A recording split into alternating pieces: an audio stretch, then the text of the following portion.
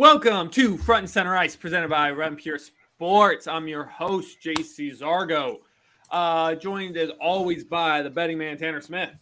How's it going? Good, man. How are you? Not too bad. Just happy to be back. Glad to hear it. Excited for this short slate of games, but I think we're going to find some gems here now. Yeah, there's always going to be something here. We got a lot of good matchups tonight. Absolutely. Right on. And, of course, we got Nadesify. What's going on, man? The name butcher himself, Nadesify, tuning in here. Let's see what kind of names I butchered today. But, no, it's been good. Nice little break for Matty Ice and myself that have been grinding these playbooks every single day since the start of the season, 4 or 5 hours a day. Nice little break here, but solid little 3-gamer here rolling into the All-Star break. So nice little slowing down here a little bit, but tasty little 3-gamer here.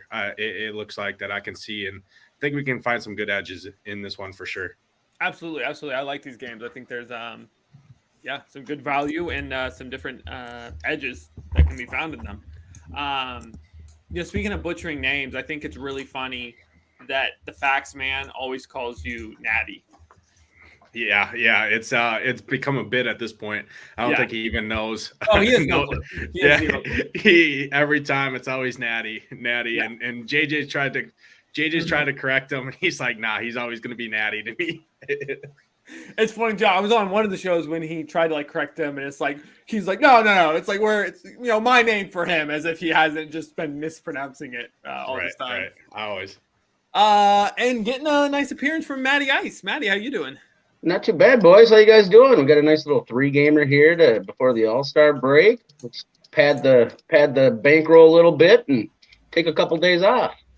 Absolutely. So for the people wondering, coming up on this All-Star break, our plan on Thursday, we're going to do a bit of a free-form show. Might touch on the All-Star game. Going to talk futures, second half, and then just want to open the floor to you, the people. So get your questions ready.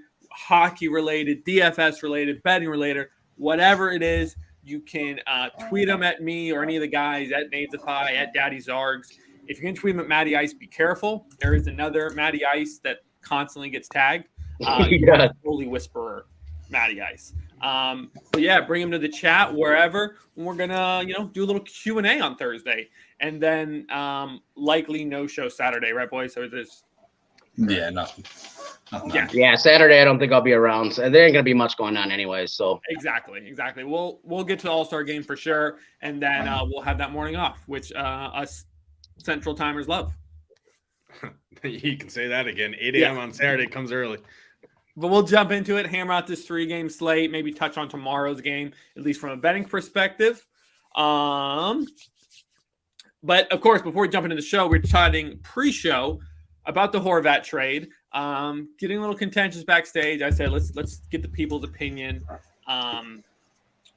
Tanner was telling us, rumor is Islanders kind of backdoor handshake deal that Horvat will re-sign with them. My thought was, if you're not locking him down, I think he gave up way too much unless you win a cup this season. Tanner, what was your overall opinion? I don't really get your thoughts on the trade. I mean, I think right now it's a fair trade. The Islanders needed someone who's a goal scorer. I mean, you have one of the best defensive teams in hockey, but they just can't score. I mean, if they could average, 2.5 goals a game, I think they'd win a majority of their games. So a guy like that's a fantastic player to have. And I mean, whether or not, he lights up the league. It opens up ice for someone like Barzal, who really hasn't had the chance to explode on that offense. And so, and he's a solid 2-way center to begin with. It's not like he just brings goal scoring to the table. So, I think it's a great pickup. Again, if he does re-sign, I don't think Lou Lamoriello makes mistakes like that, though. I think there's definitely some sort of handshake deal in place for him to at least sign some sort of deal with them in the offseason. So, you gave up a decent bit. So I think Vancouver got a fair price for it. The prospect they got went 52nd overall in the draft, I think, last year, but he was originally supposed to be like a top 3 pick or something. I don't know exactly what happened for him to fall, but you got a guy with top 5 pick talent and all that. And then they get a guaranteed top 12 pick in one of the most loaded drafts we've seen in the last 10 years. So, I don't think they're going to really complain about that as long as they use that stuff right. So I think it worked out pretty well for both teams. Yeah, fair enough. No, it's also too like I think the Islanders are a team that they're really close to a cup. We've seen it the past couple of years. They just haven't been able to get over the hump. I do think that's a better landing spot than like a Seattle that should just be happy with winning a round or two in the playoffs this year. Matty, do you have anything else you want to add to that? Yeah, I mean, I think it's a great trade for them. We were kind of talking in Discord last night. The Islanders are top 10 in goals against, and they've just really struggled on the power play and scoring 5-on-5. And I was talking with one of our good buddies in chat last night, and I think they're just going to move Barzal to the wing, and I think he's a skilled enough player, and he's kind of an undersized centerman as it is. He's not a big dude. He's only 6 foot tall. I think he can play the wing. I know he played some wing in college as well too, and I think it's going to bolster them up and down the roster. That top power play is going to be pretty legit now with Barzal, Brock Nelson, Anders Lee, and now Bo Horvat. And now their second unit power play is only going to get better. They're going to have JGP, who's been on that top power play all year. He's going to be able to slide down to the second. Parisi, who's a little older, but he's having a very good year. And now you're going to slide Palmieri down to that second power play. I think it makes a ton of sense for them, especially for a team that's only a couple points out of a wild card spot. I see a lot of people mentioning that, well, they're not even in the playoffs. Well, they're only a couple points out. We're only at the halfway point of the season. I think this is a great move for them. It's a risk-reward move, but if you think your team can win right now, why not pull the trigger? Can't argue with that. Nate, anything you want to add? Yeah, no, kind of echoing what Matty think. I think this puts them over the edge here. They've lacked scoring all year. We know how suffocating they are on home ice. Sorokin's one of the top 5 tenders in the entire league. And they just didn't have the scoring. I mean, Barzal was struggling up there by himself to kind of get it rolling. So overall, it makes their lines, especially the top 3 lines, deeper in general. It adds a lot more firepower to that top power play. I mean, you're going to give me a guy that's got 30 goals on the season and an all-star. I'll take him anytime, especially for a team that is right on the outside looking in. I mean, they turn it around here second half. They can make a run. You get in the playoffs. That's all that matters, right? Anyone can get hot. Anyone can get rolling. So I think it's great. I don't think they gave up too much, to be honest, especially there's already talks that they're in the process of undergoing the re-sign. So especially if they can get that worked out, I think it's great. And I mean, prospects and everything are great, right? But prospects still need to amount to something in the NHL. We've seen it. This league is a different league once you're up here.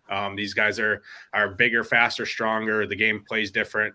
So could he turn out to be something? Yeah, absolutely. But there's always drafts every year that you can kind of backfill. And we know what style of hockey wins in the playoffs. It's that defensive style that the Islanders play. If they can get some scoring, too many times last few years. They've had. It's why Edmonton. It's why Edmonton hasn't. It's why Edmonton's got bounced the first round multiple times. Is because they can score with the best of them, but they can't play defense when it comes down to it. And same with Toronto. Correct. Yeah. Fair enough. And then others, it was kind of interesting to see. I saw with Horvat gone, Demko might be next on the block for Vancouver. So it'll be interesting to see where he might land. Tons of good action. Well, we'll always discuss it here.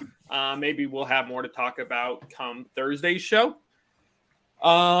Reed wanting the mascot stories, man. That is a Monday exclusive. Check me out on Monday NBA rundowns and spread is all about that mascot talk.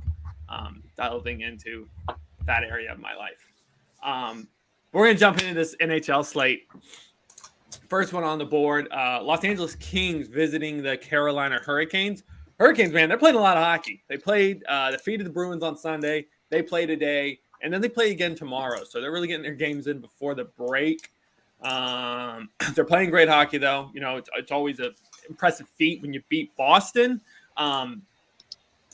Of course, they have an edge here at home against the Kings, but the Kings are just a scrappy team that I never count out. So, Matty, guys, I'll toss it to you. What's your opinion on this game? What direction are you going with it? Yeah, obviously, I think the lean here is Carolina. They've been playing excellent. I think it starts with Sebastian Aho. He's been excellent over their last 10 games. He's got 9 goals and 14 points. He does a little bit of everything. Yeah, so in cash games, at his price at $6,900, I think he's a pretty solid option. You can always go down to Turbo Teravainen as well too, which I think a lot of people will if they're playing the Canes just due to pricing and the correlation you get with him on the top power play. In GPPs, you can always go to that second line of Marty Necas and Svechnikov. I was looking up some stuff on Svechnikov today. He has not scored a goal since December 30th. 13 games he has gone without a goal. I think he's going to snap that tonight. I think these Canes tend to play a very defensive style of game as well. So I don't think they're you have to force them. I don't think you have to do that by any means because, as you mentioned, the Kings are a pretty scrappy bunch. But like if I was just going to play a one-off or something like that, it would probably be like a Svechnikov. I think he's due to pop. He's had some horrible puck luck. I can't even count the many times he's hit the post in the last 30 days. Obviously, Brady Shea, he's in play. He's running that top power play unit. I expect him to be pretty popular tonight. He's $4,800 on DraftKings. Obviously, you can pay up for Brent Burns. On the Kings side, it's kind of interesting. I kind of like the second line for the Kings tonight. The Canes are just so good defensively. Somebody's going to have to end up with I don't even want to say a great matchup because the Canes are so deep. But, Arvidsson and Iafallo, I think they're both interesting, especially in a chase script. Both those guys like to shoot. And I like Sean Durzi. You can call me crazy, but I think he's better than Drew Doughty. I really, really enjoy watching that kid play. Man, he is everywhere. He hits people. He shoots a ton. He blocks shots. He's on the power play. He works the PK unit. He usually works the PK unit as well too. I see they got Alexander Edler on there the last couple games, but that kid's a stud. And within a year's time, he's going to be a guy that you're talking about. It's very similar to like a Charlie McAvoy every single night, who's going to be in that like 55 to $6,000 range. The kid's very, very talented. So that's kind of where I'm at on that one. I don't think it's a must force. If I had to start somewhere, it's probably Aho, obviously, and Teravainen and single entry stuff. And then if you go into GPPs, Marty Necas and Svechnikov. Fair enough. I mean, it's pretty much what I thought. It's Carolina forwards always a solid play, but don't count out that LA defense. Nadesify, you got a different angle on this one? No, I'm kind of in lockstep with Matty on this one. Carolina, numbers-wise, has a pretty good matchup. Copley does look to be projected to be in that. He's been up and down. I mean, he's gone from 45 save win to getting pulled in the first period, giving up 4 in under 20 minutes. So it's going to really come out to what Copley shows up here in Carolina. I could see him getting run off the ice pretty quickly, especially if he's not at his true self. I mean, he's coming off an incredible game. I think he had so last time he played, hold on, let me see. I think it was like a 43 save win his last game. Against Florida, 45 save win against Florida. So we know how much Carolina shoots the puck. He's going to need that form to get out of here with a win. Overall, Carolina, I think you can play any of these top 9 guys. Even that third line on home ice, we've known to see them definitely pop a little bit. They're shooting all of them right around 2 to 3 times per game, and that's definitely going to get you different. I mean, Carolina, bright green matchup on a 5-game winning streak. Second heaviest favorite or the highest favorite on the slate. Short slate, everyone's going to roll there, right? My top stack we'll talk about later, but I wouldn't fault anyone for going to Carolina. On the Kings side, I mean, you're really just goal hunting here, and hope that if they find one or two that it's the guy that you play, just because Carolina is so good and so deep on home ice, especially. I follows pretty cheap right there with Matty, Philip Deneau as well, Arvidsson. So I would look to that or just these cheap punt guys, like Anderson Dolan gets top power play run, shooting right around 3 times per game. You can take a flyer at that at 2,800. Don't hate that, but outside of that, I'm pretty much full fade in the Kings on this slate for sure. Yeah, fair enough. DJ wants to know if you like the power play or line combo better? It doesn't matter. I know you guys kind of talk about both. I kind of think it's kind of more just what you're feeling, right? There's no necessarily right or wrong answer. I mean, for me, I don't think I'm going to stack up the Canes tonight. So yeah, I wasn't sure if he meant this particular game or just in general. Yeah, I mean, in general, I'm looking for 5v5 and power play correlation when I'm building my lineups, if possible. But in regards to this game, I don't think I'm going to be stacking. I don't think I'm going to go like an Aho Turbo, right? Svetch stack or something like that. I just too many Canes games end up 3-1 or 2-1 that I don't think I want to do that. If you're an MME guy and you're running 20 lineups, sure, build a Canes onslaught stack. But if you're playing single entry or something like that, it's probably not the route I'm going. Nate's you had something else you want to say to that? Yeah, I agree. And looking at the last 6, so I run the power play numbers off the last 6 games. Kings are number 1 in the league in penalty kill, obviously, and Carolina's surprisingly sitting right around the 20% power play. So they've struggled a little bit on the power play. And I don't think I'm stacking them either, because you stack them, they can score from everywhere. We always joke about the water boy can score, the announcer from the booth can score. And you stack them up, especially on a 3-game slate. Unless you hit every goal, you're going to be drawn dead. And they're going to see a lot of ownership here, especially – I mean, Aho's under 7K on the 3-game slate against the Kings, so he's going to get a lot of ownership. So when you stack it up, you're just playing the same way everyone else is, in my opinion, because they're going to be stacked up very similar on the slate for sure. Hey, I really wish there was a bet for like a goalie to score this season, because I feel like at some point Anderson's going to hit an open netter to really take this joke full circle of everybody scoring on the team. Right. Right on though. So Matty likes Svechnikov to score. Vegas is right there with him because outside of Aho, he's a favorite. So they also feel like he's kind of. I was looking at that this morning. I thought that was quite telling that the odds are in his favor to go his way soon, because he's plus 115, same as Aho. If you go to FanDuel, you can catch him at 210, a little bit better odds. But yeah, much better odds, but still second favorite to score. Tanner, what other bets do you like in this game? This is a weird one to say for these two teams, just because I know how good defensive they are, but I don't mind the over right at 6. And I know that's odd here, but I just think it's one of those points in the season. I mean, right before the All-Star break, it's kind of just like, let's just get through this and like we'll just take our little break. So maybe teams are a little more relaxed.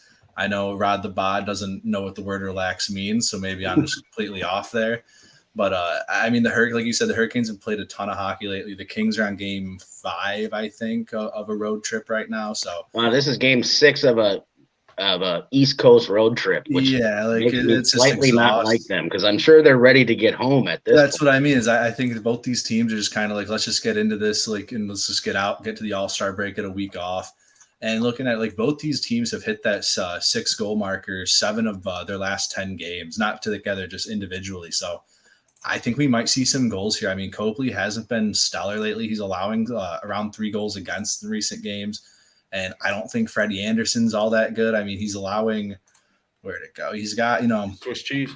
Yeah, I don't think he's great. And, I mean, the Hurricanes haven't been as bulletproof as they've been. I mean, they're allowing 30 shots a game, which isn't, an absurd number by any means. But for the Hurricanes, that's a pretty high number. But just going off that, though, I mean, the Hurricanes do shoot a ton. And Aho's shot prop is at 2.5 right now. You're getting minus 140, so I definitely – have that as just a little juice booster for a parlay, but he's hit that number. I think where the guy had it pulled up here. He's hit that number 68 times this year. So, I mean, I don't know how you don't take that, and just kind of a little correlation play off that. I don't know the last time I saw a goalie facing the Hurricanes whose save prop was under 30. Phoenix Copley's at 28.5 right now. You're getting minus 115. So if you can parlay those together, I'd play those together. It's a little correlation play, but you never see a goalie up against the Hurricanes below 30. Like, I think even when they played Columbus, it was like 32.5 or something, which is just absurd. But I going the other way. You mentioned Kevin Fiala. I don't mind that. His shot pop's also at 2.5 right now. You get minus 135 there.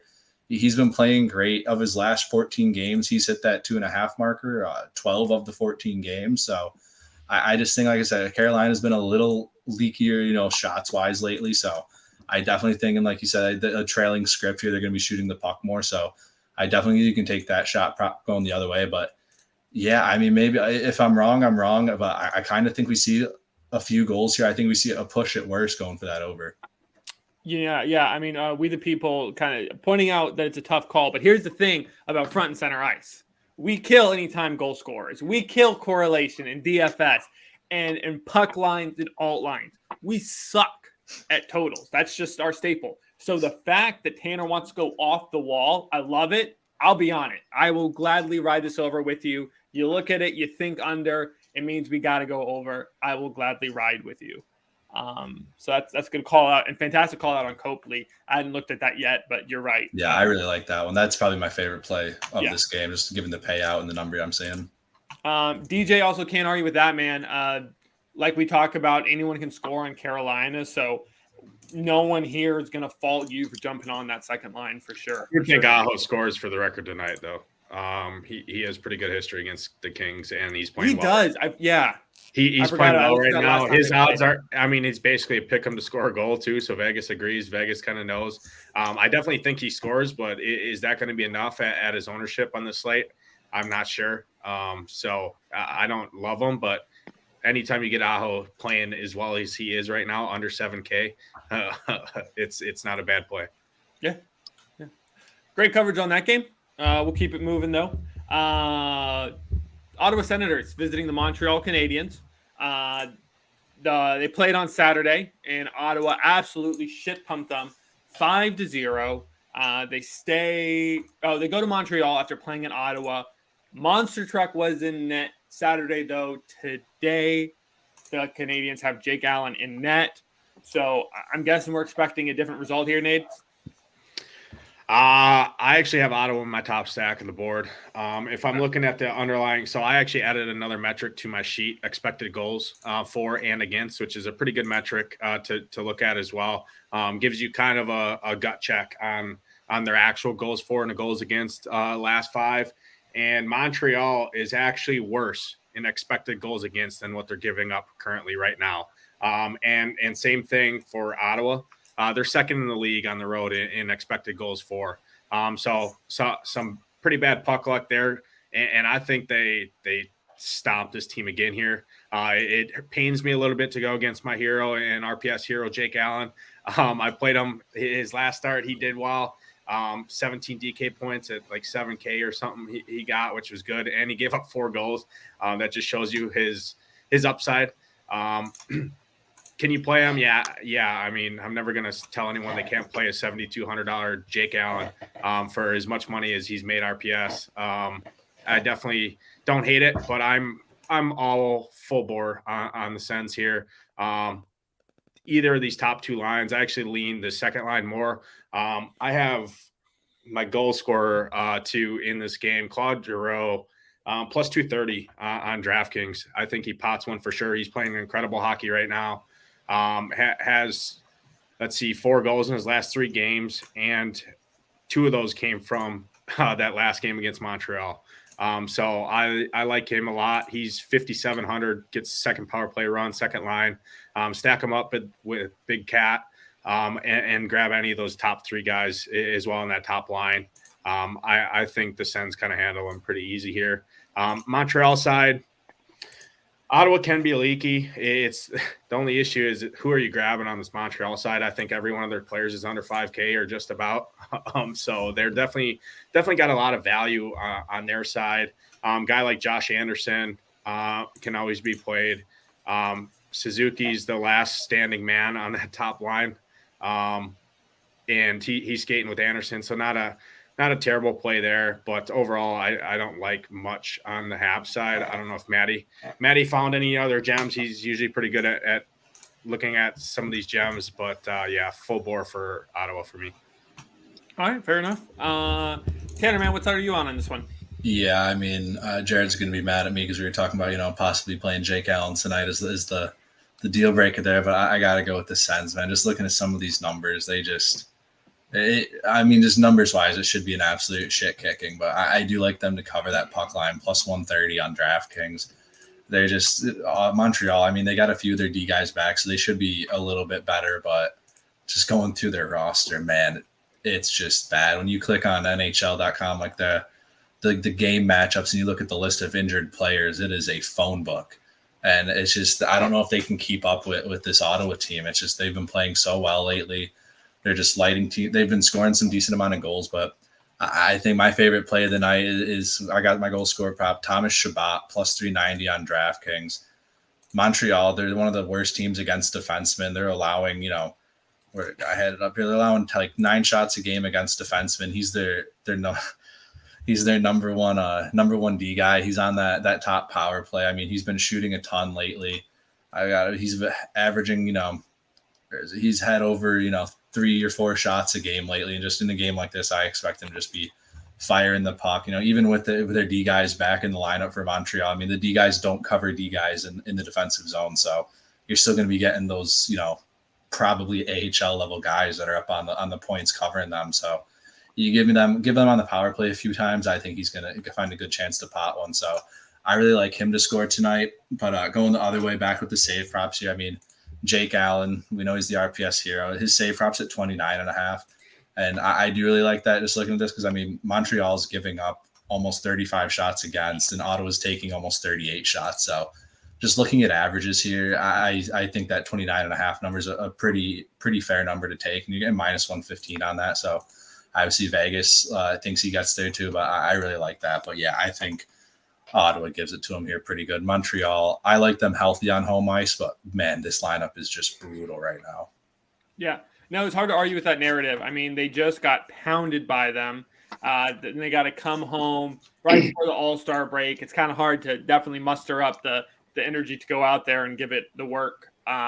Senators, too, they are a hot team. And honestly, I haven't dug deep into the numbers, but other teams currently outside the playoff picture, they got to be one of my favorites to make a push. I know it's kind of a long shot, but the way they're playing, I can really see them pulling something nice together. Yeah, defensively is their big issue. I mean, if you look at their top 6, it's just as good as any teams. I mean, offensively, they can skate with a lot of teams. They just don't like playing defense, which seems to be a theme for a lot of teams this year. Matty, you riding with us, or are you taking the other side? No, I like the Sens here. They're my top stack. I'm kind of with our guy on the YouTube chat with the people. I love the top power play for the Sens tonight. Specifically Brady Tkachuk. I think he's going to double dong tonight. He is just a force on the inside, similar to what his brother is. And I think the Sens are going to be incredibly popular. So I think one thing you have to do here is kind of think of a way to get yourself a little bit different than everybody else. So, I think with Carolina. So I think people are going to, stack Timmy Stew with Brady, or you're going to see DeBrincat with Giroux, because people like to stack lines. And what I think I might do tonight is I might play like Brady and Timmy Stew, and then I'm going to throw in like Batherson to make a little 3-man power play stack. People have been shying away from him because he's on that third line now, but he's getting that top power play run. He's a super skilled player, and that third line is going to end up with a really, really nice matchup tonight. I don't mind doing that. Obviously, Chabot, he's in play. He's kind of a boomer bust guy for me. I just can't ever seem to get him right. It's like I'll play him and he'll score 3 points, and then I don't play him. He puts up a 25 spot. As for Montreal, this team's a damn dumpster fire. If I was going to play anybody over there, it would be the second line of Dotch, Hoffman, and Dandanov. They all run together. They're all getting top power play time. They're all incredibly cheap. Forsberg can be leaky at times. He's been incredible over the last 2 games. He went up to Toronto and helped me own Nades that night, so that was fun. And then he got me a shutout Saturday night when I was at the Wild game against this very Habs team. So, his price, $8,000 on DraftKings. I think he's well in play if you're looking to, maybe get off Freddie Anderson. I haven't looked at any ownership in regards to goalies, so I don't know where they're going to fall tonight. Forsberg actually might even be more popular than Freddie will be. But pretty straightforward game here. I think the Sens are going to thump them. I've watched both their last 2 games, and man, they're playing real good hockey. Right on. Jake Sanderson too. Keep an eye on Jake Sanderson. Yeah. He's He's picking it up here. His last 3 games he's averaging 13 DK points. He's shooting right around 3 times per game, gets that second power play. So I don't mind either of the power plays, to be honest with you, with Giroux, Sanderson. Because I think if people do go to this team, it's either that top power play or, like Matty said, they're going to full line stack one of these top 2 lines. And that's an incredible call with Batherson because he is that third liner. People hate playing third liners, but I mean, if you're giving me a third liner on top power play, I'll take it, especially against a dumpster fire team like Montreal. Fair enough. Well, if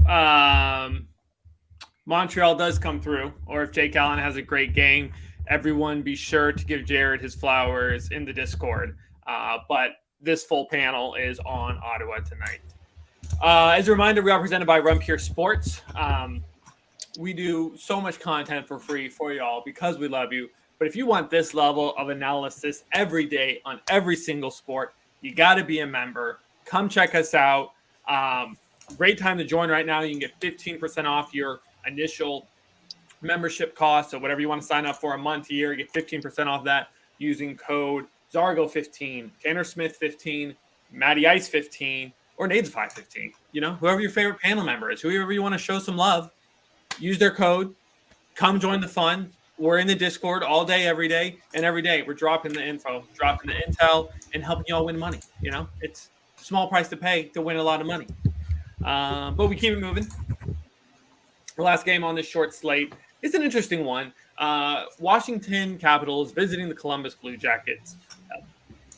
Washington continues to cling on to a wild card slot. Everyone knows Columbus is at the bottom of the standing. However, though, it's going to be a competitive game given how both these teams have been playing. Neither doing particularly well. Upon initial review, I can't really find an edge. But which direction are you going, Tanner? Yeah, I mean, every time I go, Columbus and the Blackhawks have just had my number lately. They just look horrible on paper, but every time I speak, I put my foot in my mouth. So it's definitely tough to figure them out. I mean, they're a decent team. Both these teams have been pretty leaky lately. I mean, they're both averaging over 3 goals against. Columbus just under 4 goals against. So I definitely lean towards the Capitals here, just looking at the talent these teams have on the top end. I know Columbus is on home ice, so that's generally a huge advantage. But the Capitals, they shook up their lines a little bit here. Like they dropped Kuznetsov down to the third line. He's playing with Mantha Milano. So I mean, it just makes it that much more difficult for them to cover. I mean, I know Kuznetsov's not a game-breaking player by any means, but when you split up guys like that, it makes it all the more difficult just to cover all that. But one guy I really like tonight is TJ Oshie. He's been playing so well lately, and for some reason, you're getting almost even money for him just to record a point tonight. So with a team that's been allowing, 4 goals against, like I said, as Columbus is, and I think we're getting Korpisalo in net tonight, but he hasn't been very good. He's over 3 goals against. It's just, I really like him to record a point tonight. Another one I noticed too is Anthony Mantha, a name I never thought I'd say I'd be betting on, but over 1.5 shots tonight. He's hit that number, I believe, like 64% of the time this year or something like that. It's paying out minus 140. So that's another one to just add to the parlay if you want to. So I really like that. I do think the Capitals take this win, but at minus 210, it's just not a nice enough payout. I mean, you can go the regulation minus 130, but those have been kind of kicking my ass lately. It just goes to overtime every single time. So I'll probably be staying off. Just a winner here. I think I can't tell if I like this over or not. I know it sounds crazy looking at these two teams and how they allow goals, and after what I said about the Hurricanes and Kings game, but yeah, finding an edge on this game either way is just kind of tough for me. It's just I definitely in this game looking more towards the shot props, but usually I like those goalie props too as well. But man, Korpisalo, he just lays some stinkers sometimes, so I'm probably going to be avoiding a lot of his there, even at the 3.5 mark for the goals against. I mean, you're getting minus 130 for the Capitals over 3.5. So I don't think that's a terrible play if you think they're going to light the lamp, which I think they definitely can. I'm definitely on the Washington side here, but yeah, I think it's going to be a good game. I just don't know how it's going to go. Yeah, fair enough. This is also the third time this month these two teams have faced each other. Ovi, I really like his shot prop because he's been lighting it up both recently and typically against Columbus, as is most players. But I believe he put up like 6 on the Penguins, 7 shots on the Maple Leafs. So seeing his prop today at 4.5, I kind of like that going up against this Columbus squad. Seeing his goal prop at minus money, though, I'm probably staying away from that. Yeah, I'll never touch a minus money goal prop. Yeah. It's tough today. Like you said, they played. This will be the 3rd time they've played. Their last game was 1-0 Washington, and the game before that was 6-2 Washington. So who knows what we're going to see. Absolutely. Matty Ice, what do you have on this one? Yeah, this is an interesting game, to be honest. I'm kind of with Tanner on this one. I'm not really sure what I want to do. Usually on these small plates like this, I'll just play Ovi because I know I'm guaranteed almost 5 shots almost every single night. But my gut's telling me this matchup against the Jenner line just isn't good. So I think I'm going to probably end up on Washington 2 here. And I even though I don't love playing Backstrom, I do like Oshie and Mojo tonight. I did notice Mojo to record 1 or more points was plus 105. Yeah, he's skating on that second line. He's getting some PK work, and he's on the top power play. I like him quite a bit. His price is very cheap on DraftKings as well, too. He's only $3,200. As for Columbus, they have some decent value. Obviously, your go-to guys on Columbus are Jenner, Patrick Laine, and Gaudreau, and you can certainly play them in GPPs. We've seen them in tough matchups all year long pop off for some goals. Do I end up there tonight? I'm not sure. I'm not sure if I'm going to run up build to get there, but they do have a couple guys that are interesting who are a little bit cheaper. Kirill Marchenko and Ken Johnson. They have a bunch of injuries on the defensive side of things, so they're actually going to be going with a 5-man forward top power play. Both those guys are going to be slotting into the top power play tonight. Specifically Johnson, who's 3.1. They have Krill priced up a little bit. He's in the mid-4s, but Ken Johnson, he's been playing big minutes. The last time out in Seattle, he played almost 20 minutes. That's pretty good value for a guy getting that much ice time. I also think you can consider the Columbus D-men tonight, strictly due to injuries. I don't think they're going to set any record scoring here, but you could certainly run into one. Vladislav Gavrikov, he's $3,300. He could play 25 to 27 minutes tonight. Andrew Peet could see big minutes tonight. Eric Branson, they're just so thin on the D side of things that I think you see these guys, the guys that the coach trusts, you see big minutes. Other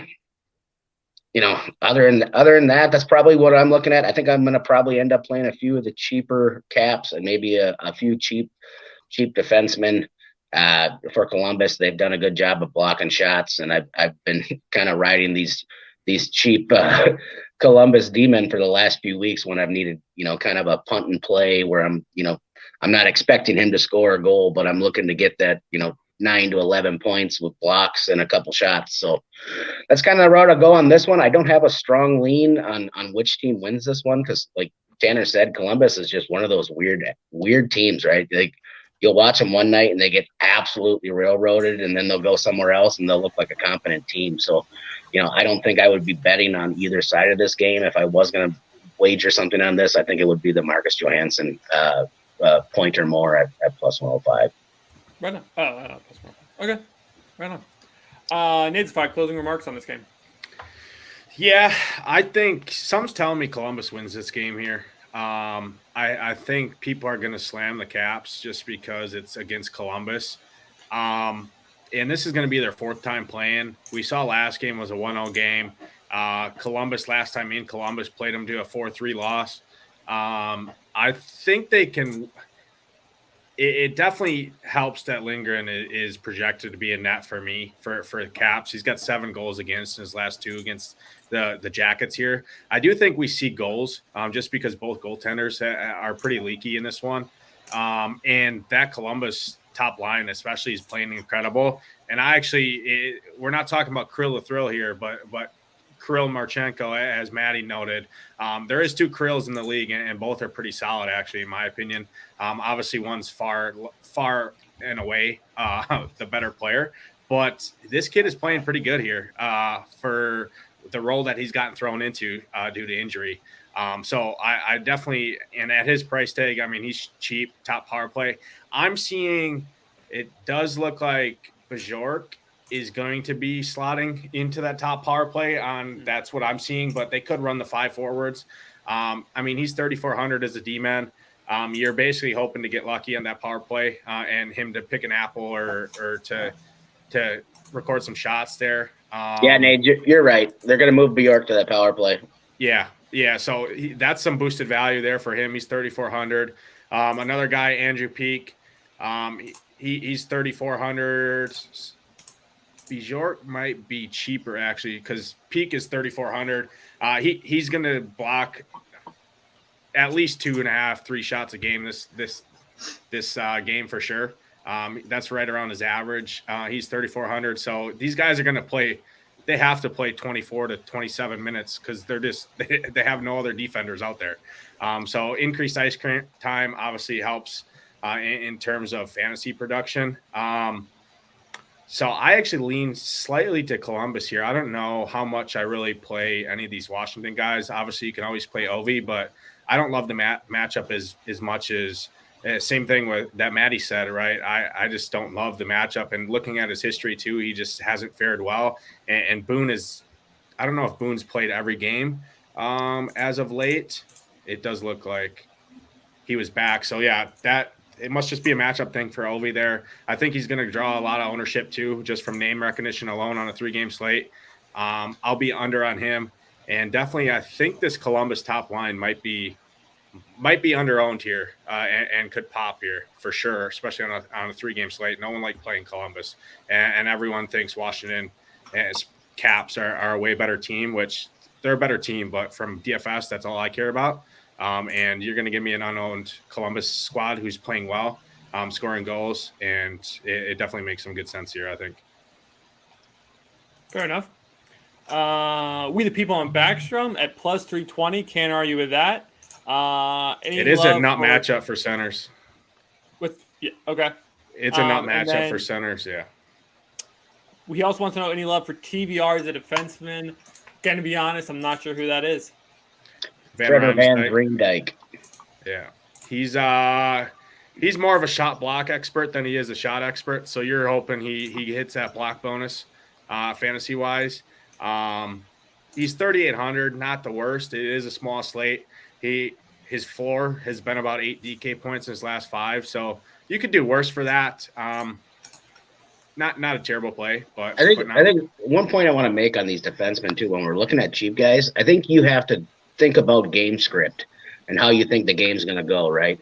So if you think Columbus is chasing, then playing a guy like Bjork, who's an offensive-minded defenseman, makes a lot of sense. If you think this game's a little bit closer, a grinder type game, then playing somebody like Gavrikov or Peak, makes a lot of sense. As for TBR, I don't have a ton of interest because he was rolling on that second power play unit for a while, but now they've just gone back to having Ovi on both units. So he's just back to, he's on that first penalty kill. So at $3,800, he's probably not my favorite. I would probably just go down to a guy like Gavrikov, who's, $500 cheaper. Cool. That's it for today's games. Any interest on touching on tomorrow? Kind of hard to do. I don't know if you guys wanted to make picks. It's Carolina going to Buffalo and Boston at Toronto. Boston and Toronto is pretty much a pick on, and Buffalo receiving, or Carolina receiving a slight edge at Buffalo. Any thoughts on those games? I mean, I haven't had a ton of chance to look at it. Me either. No worries. I'm seeing the opening line for Boston Toronto at 5.5, which feels about right. I think Boston is definitely going to come in. I mean, they're on a 3-game losing streak. I think they're going to try and get out of there and limp into this. Definitely right the ship and limp into this All-Star break here. So I don't know how much love I'm going to have in that because I definitely think it does play like a playoff. Yeah, I really like that under at plus 105. Toronto's going to try to prove a point that they can play. They've been embarrassed by Boston a few times, and it's the original 6 matchup. So, I mean, you've got the whole narrative with that. But I definitely I think it's a real grinder of a game, like maybe 2-1, 3-1 at most.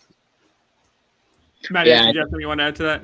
And then I think, like the Sabres and Canes game, I think one thing that you'll have to see, and I haven't looked yet, but I know Tage got banged up in that game against the Wild I was at on Saturday. And I know they mentioned him being day-to-day. So I don't know. I want to give too much on that until I see something on whether or not he's going to play. Because if he's out, Buffalo's pretty weak up the middle, in my opinion. I mean, they have Cousins, but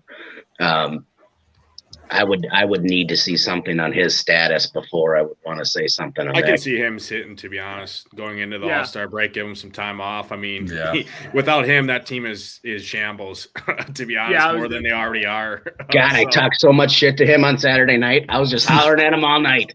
That was exactly what I was going to say, too, because he's listed as questionable, and I know he wants to be healthy and rested for his first All-Star game, so I wouldn't be surprised if he's scratched, even if he's okay to play. They'll probably let him rest just because with this final push coming out, like they're not completely out. Yeah, they're not completely out of the playoff race. So I mean, I think they rest him up. The summary of tomorrow is both games are pretty gross. Crack some cold ones, sit back, and play the big NBA slate that we got going on. I mean, the Bruins Toronto game should be a doozy if you like hockey. It's going to be a great hockey game, but from a DFS bets perspective, I don't think there's a ton to love in either game, because I think I have to see. I don't think we see a total of that Canes Sabres game over 6 for sure. But definitely if Tage is out, I think Kings just kind of suffocate them and limp into, especially playing a back-to-back going into the All-Star game. Kind of a rough schedule there for these Canes. This schedule has been wonky all year long. Matty and I've been talking about it all year. I mean, from a content provider standpoint, it's been a nightmare. Like, especially on Saturdays, like when you want to do stuff with the family and significant others and that, like, having to break down 14 games and write content on them. 3 games, 15 games, 2 games, 15 games. Jeez. Right. So stupid. Right. Yeah. So it's overall, it's been good first half. We appreciate everyone in the chat hanging out. I think this show's been successful so far, and we're definitely going to keep it rolling going forward. So we definitely appreciate all the viewership and the interaction. And We the People is a pretty sharp dude. Maybe we got a guest appearance coming on one of these times. Yeah, we could do that. I think it'll be in the cards. So then just a couple announcements. So we were talking pre-show too about our best bet segment, starting to, put our money where our mouth is, see if we can make those a little more interesting. Talking about different wagers. I talked monetary, a jersey, a bottle of Ed Belfour. But we thought what the people might enjoy more, we'd be doing something like if Tanner loses, he's got to rep some Capitals gear through the playoffs. We talked about a segment where Nadesify's got to pronounce names. So if you got any ideas for punishments or rewards for a best bets results. Oh God, I can't even. I'm already dreading Jay Reed being in the chat, being like, Matty's got to wear a Blackhawks jersey. I can already hear it. Maybe once Kane gets traded, we can catch one of his jerseys on markdown and we'll send it Matty's way. That could be in the cards. I don't think any Blackhawks jerseys selling for top dollar anyways. So I think you can probably find them at your local Goodwill. But $1, Bob, $1. Might even be autographed. You're so right. Like I said, on my school newspaper, I wrote with a guy who's now a beat writer for the Blackhawks, so maybe we'll get him to do like a team sign jersey. We'll just all sorts of options are available here. Everyone but Patty Kane. But regardless, as long as you got the hero Max Domi on there, baby. We'll put that on y'all. If y'all got any ideas, love to hear them. Hit us up on Twitter, in the chat, whatever. Again, no show Saturday. Thursday is going to do an all-star show, Q&A, whatever you want to know. Any topic, we'll be here to discuss it. So we'll do our best bets for the day. Before I do that, highlight our goal scorers. We're all on Svechnikov, Aho, Kachuk, and then Tanner's going to sprinkle on that plus 420 for Chabot. So those are the plays. Be sure to hit that like button for us if you haven't already. Giving you the best bets. All we ask for in return is you hit that like button. Oh Tanner, we'll no, start with you, man. Matty Dumba jersey. Oof. Aside from that Shabbat goal there, I do like the Senators' first period puck line. Last 2 times they played them, they missed it. I think they've scored 90 seconds into the second period. Given the injuries here, I think they finally shave off 2 minutes off that first goal and score in the first and take that first period puck line. I like it. DraftKings has it plus 140. Nadefy. Yeah, we just got to mention our hockey wizard over here shipping live final seats every other day, saying the loser has to stack Chicago 4 for 10 straight games. Well, good news is it won't break the bank on your roster construction because they're all at 2,500, I bet. So Yeah, that's true. at least you could probably still limp to cash with a bunch of one-off studs, but definitely not a advisable strategy there from our guy Jared. But no, my best bet here. Talked about it earlier in the Sens game. Claude Giroux. Plus 230 on DraftKings, anytime goal scorer. I think he pots at least one here for sure. Sens are my top stack on the board. And my sneaky, spicy one, I think you can sprinkle a little bit on Columbus money line here. Something's just telling me Columbus wins this game. It's a total gut feeling, and they could get absolutely mollywopped here. But playing anyone multiple times in the same year is difficult, and the Caps are 2-1, so I can see it even up here tonight, and you're getting plus 175, I think, on that money line. So don't hate that. Say your primary one again. I missed that. Claude Giroux, anytime goal scorer, plus cool. 230. Did you have a stack you want to plug or anything? Yeah, Senators, my top stack. Okay, sorry. Yeah, you're right. Matty Ice. I am going to go with Mr. Andrei Svechnikov, getting off the 30-day goalless schneid here. I believe you mentioned that he was plus 210 over on FanDuel for any time. That's where I'm going to go with him tonight. I think he gets off the schneid finally. He's just too talented. Fantastic. And then if you ever can't miss the show, I do tweet out the best bets. For those that were following on Saturday, I hit my best bet. Nadefy hit his bet best. Per usual. Tanner kind of let us down. Could have had the Penguins let us down. Weird. He had to go with a Pens homer for his best bet. Honestly. Should have stuck with Gino. Yeah. Regardless, tons of hockey, tons of show ahead of us. We'll hit one of these parlays for sure. But you know what I say, straight money wins money. And I'm riding with OV 5+ shots on net. I put it in my Prize Picks article. Another plug, Tanner and I both put out articles on the Run Pure website. Those are free. So if you like the free content, you can always check it out there. That's my pick. Anything else, gentlemen, before we get out of here? No, nothing I got for Thursday show. If you guys want to talk some trades too, hypotheticals or whatever, that's always something we can talk about as well too. So we'll talk some futures, talk some trades, talk to All-Star.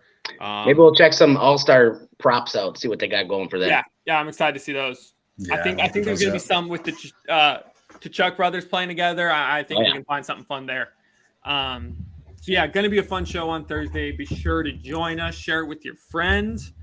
And naturally, only us four could turn a 3-game slate into a 1-hour show. Hey, had to give the people the details and dive a little deeper. So we appreciate all you hanging out with us and look forward to seeing you guys on Thursday for sure. Absolutely. That's our show. Y'all have a great day. And as always, run pure.